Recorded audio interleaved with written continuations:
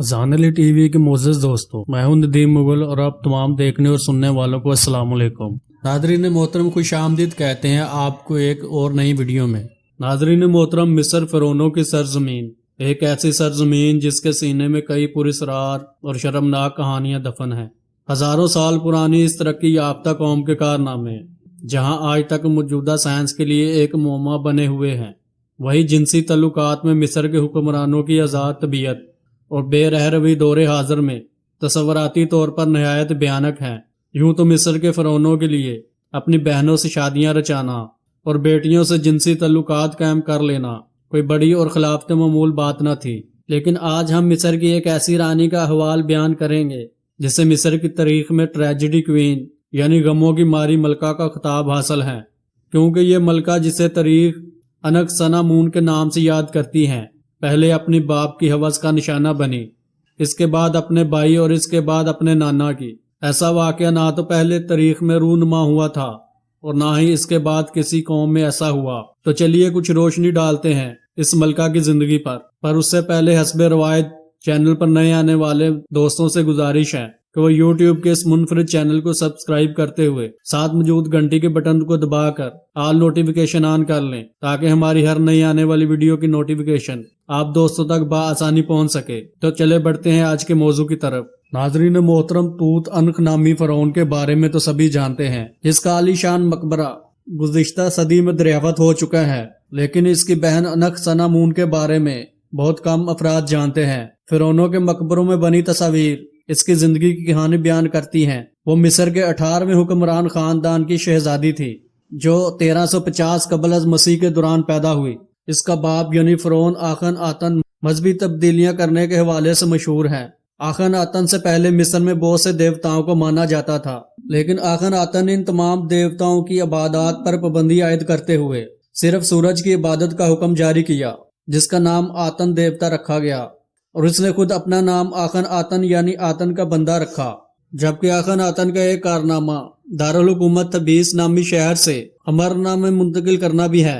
इन तमाम तब्दीलियों के सबब मिस्री अवाम में वो खासा गैर मकबूल था, जबकि इसकी गैर मकबूलियत की एक बड़ी वजह इसकी आज़ादाना जिनसी सोच और तल्लुकात भी थे। दोस्तों, अनकसनामून इस फ़िरौन यानी आखन आतन की तीसरी नंबर की बेटी थी। इसकी दो बड़ी बहनों में से एक का नाम मैरी एतन और दूसरी का मिकी एतन था। अनकसनामून समेत ये तीनों शहजादियां अपने बाप की जिनसी हवस का निशाना बनी। इन तीनों बहनों में एक बहन यानी मिकी अपने ही बाप यानी आखन आतन के बेटे की पैदाइश के दौरान जाँ बाहक हो गई। फ़िरौन आखन की मौत के कुछ अरसे बाद जब तूतन आहन नया फ़िरौन बना तो शहजादी अनकसनामून की शादी इससे कर दी गई। इस शादी के वक़्त तूतन अमन की उम्र 9 साल थी, जबकि अनकसनामून उम्र में इससे कुछ बड़ी थी। दोस्तों, याद रहे कि तूतन आहन भी आखन आतन का बेटा यानी अनकसनामून का भाई ही था। आपको ये बात काफी अजीब लग रही होगी, लेकिन हम जिस माशरे की बात कर रहे हैं वो आज से 3000 साल कबल पहले गुजर चुका है, जिसमें बादशाह के खानदान को सूरज का अवतार कहा जाता था। बादशाही खून को खालिस रखने की खातिर शहजादों और शहजादियों की शादी आपस में ही तय की जाती। बाद अज़ां ये शादियां फ़िरौनों की होने वाली औलादों में ज़हनी और जिस्मानी मजूरी का सबब भी बनती। तूतन आखन की दरियाफ्त शुदा मम्मी से इस बात का वाज़ेह सबूत है। तूतन आखन नामी फ़िरौन, जिसकी पैदाइश भी बहन और भाई की शादी के नतीजे में हुई, पैदाइशी तौर पर नहायत कमज़ोर और जनाना जिस्म का मालिक होने के साथ साथ एक टांग से मजूर भी था। नाज़रीन मोहतरम, अगले 10 सालों तक इस जोड़े यानी तूतन आहन और मलका अनकसनामून ने नहायत कामयाबी के साथ हुकूमत की, और इन दोनों ने अपने बाप के वो फैसले जो अवाम में गम गुस्से का सबब बने थे सब के सब वापस लिए। शाही मजहब तब्दील करके पुराने देवताओं की इबादत को बहाल कर दिया।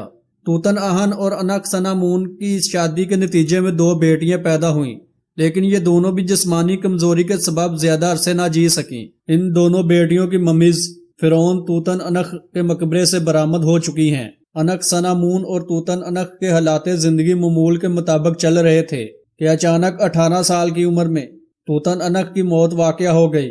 अब अनकसनामून अकेले ही तख्त की वारिस थी, लेकिन इसकी वालदा का बाप और अनकसनामून का नाना, जिसका नाम आया था, तूतन अनख के दौर में एक काबिल मशीर और सल्तनत के सबसे बड़े वजीर का ओहदा रखता था।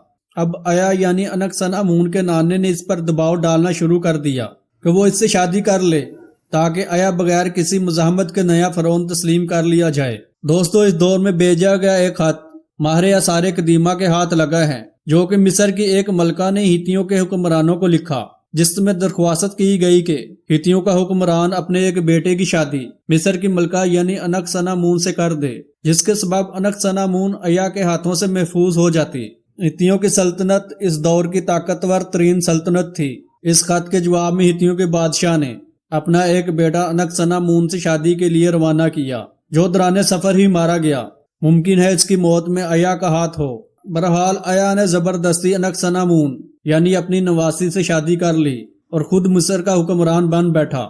ناظرین محترم، مصر کے تاریخی کتبوں پر ملنے والی تحریروں کے ساتھ ساتھ ایک انگوٹھی پر آیا اور انک-سنا-مون کا نام بحیثیت شوہر اور بیوی تو ملتا ہے، لیکن اس شادی کے بعد انک-سنا-مون کا کیا بنا؟ اس کی موت کیسے واقع ہوئی؟ تاریخ اس بارے میں مکمل خاموش ہے۔ ماہرین کا ماننا ہے کہ اس کی شادی کے کچھ عرصے بعد ہی نہایت کم عمری میں انک-سنا-مون کی موت واقع ہو گئی۔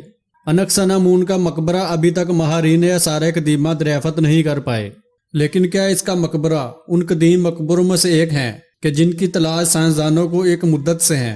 مصر میں ویلی آف کنگ نامی زمین سے کچھ ایسی نامعلوم ممیز دریافت ہوئی ہیں جن کے بارے میں خیال کیا جاتا ہے کہ یہ انک-سنا-مون کی ممیز ہو سکتی ہیں، لیکن حتمی طور پر ابھی تک کچھ نہیں کہا جا سکتا۔ انک-سنا-مون کی ممی کی دریافت جہاں اس دور کی مصری تہذیب کے بہت سے راز فاش کر دے گی، وہیں اس کی موت کی وجہ بھی اس ممی کے ملنے کے بعد ہی معلوم ہو سکے گی کہ کیا وہ طبی موت مری تھی یا پھر تخت و تاج کے بے رحم کھیل کا نشانہ بن گئی۔ ناظرین محترم، آج کی ویڈیو میں بس اتنا ہی۔ ملتے ہیں کسی اور نئی ویڈیو کے ساتھ، تب تک اپنا بہت سا خیال رکھیے گا اور ہمیں دعاؤں میں یاد رکھیے گا۔ اللہ نگہبان۔